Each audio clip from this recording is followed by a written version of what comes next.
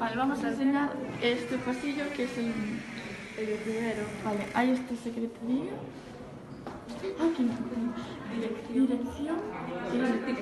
Esta es la mía. Esta es nuestra clase.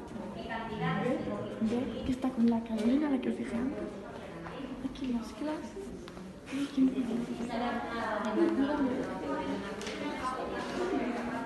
Ahí estaba Carolina.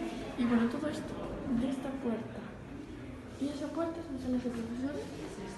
Y ahí pues orientación. Está toma. Y ahí pues más cosas. Exactamente. Toma, está aquí con el casco.